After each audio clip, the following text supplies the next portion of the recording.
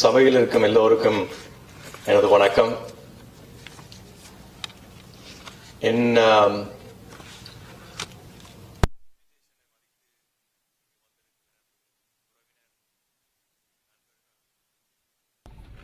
எனது நன்றி. அதைவிட என்னோட நம்பர் வன்கூவர்ல இருந்து கூட வந்திருக்கின்றார். அவருக்கு எனக்கு மனமார்ந்த நன்றி.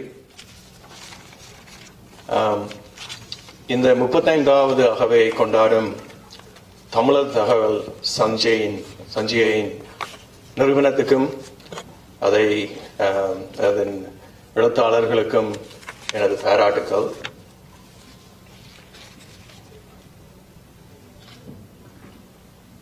எங்கே வாழ்க்கை தொடங்கும், அது எங்கே எவ்விதம் முடியும், இதுதான் பாதை, இதுதான் பயணம் என்பது யாருக்கும் தெரியாது.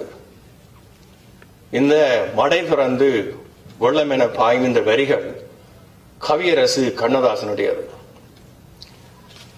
நான் சிறுவனாக இருக்கும் பொழுது எனது தந்தையார் ஒரு கவிஞர் கண்ணதாசன் ஒரு பெரிய ஒரு விசிறி.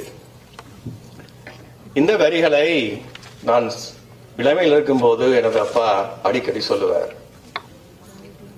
அதே மாதிரி எமது வாழ்க்கை ஈழப்போரால் அடித்து ஒதுக்கப்பட்டு பலர் என்ன மாதிரி இந்த நாட்டுக்கு 4 தசாப்தங்கள் முன்னம் வந்து சேர்ந்தோம். இங்கு வந்த தமிழினம் இன்று நெஞ்சை நிமிர்த்தி ப்ரௌடாக நிற்கின்றது. அதை பார்க்கும் பொழுது நாங்கள் எல்லாரும் பார்த்து சந்தோஷப்பட வேண்டும்.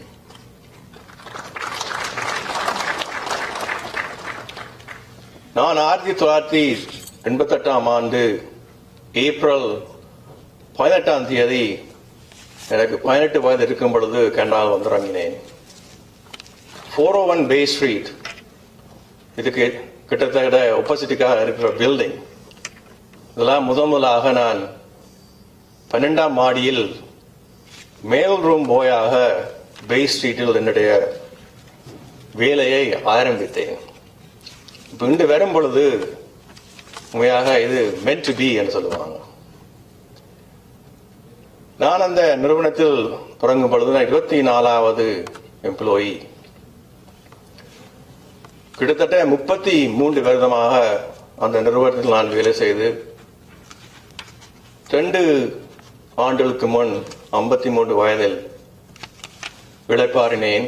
Wise chairman of the largest independent asset management company in Canada.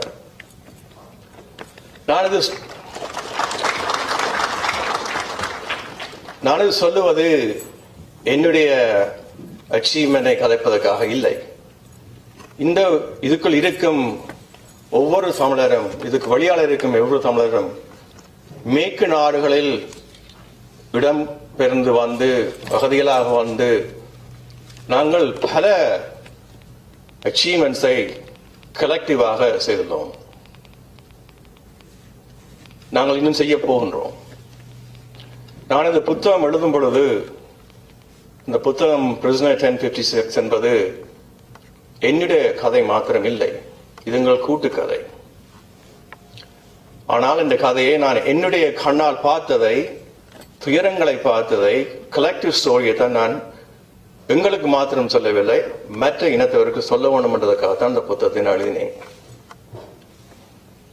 நான் வந்து 2வது நாள் எனது தந்தையாரை இந்தியன் ஆர்மி சுற்றி கொண்டு விட்டார்கள். கிட்டத்தட்ட 37 வருஷமாக அந்த வலியை நான் தாங்கிக் கொண்டு வந்திருக்கின்றேன். அது எனக்கு மாத்திரம் அந்த வலி இல்லை, எல்லாரும் இந்த ரூமில் இருக்கிறார்கள், எல்லாருக்கும் பல வலிகள், பல சோதனைகள். அதுக்குள்ள வந்த வெற்றி தான் இது. The resiliency of Tamil people is something should be admired. இன்னொரு கண்ணதாசன் வரி எனது தந்தையார் நெடுகம் பாடுவார். பருத்தித்துறையில் சென்ட்ரல் தியேட்டர் என்று ஒரு திரைப்பட சினிமா சென்ட்ரல் தியேட்டர், அதில் சுமை தாங்கி என்ற ஒரு படம் வந்தது. அந்த படத்தை நானும் அப்பாவும் 6 தடவை பார்த்தோம். ஆனால் முழு படமும் பார்க்கறதில்லை. அந்த ஒரு பாட்டை மாத்திரம் பார்த்துட்டு வாடா போவோம். படத்தின் அந்த பாட்டு வந்து மயக்கமா கலக்கமா கவியரசு கண்ணதாசன் தான் அந்த பாட்டையும் எழுதினார். வாழ்க்கை என்றால் 1000 இருக்கும், வாசல் தோறும் வேதனை இருக்கும், வந்த துன்பம் எதுவென்றாலும் வாடி நின்றால் ஓடுவதில்லை, எதையும் தாங்கும் இதயம் இருந்தால் இறுதி வரைக்கும் அமைதி இருக்கும் என்று கூறினார் கண்ணதாசன். அதே மாதிரி நாங்கள் எல்லாரும் எவ்வளவு கஷ்டத்தில் இருந்தாலும் இந்த மன உறுதியால தான் தமிழ் சமுதாயம் இப்படி 2 காலையும் நிமிர்ந்து நிற்கின்றது. அதால நாங்கள் எல்லாரும் we should self congratulate ourselves. பாராட்டுகள் உங்கள் எல்லோருக்கும்.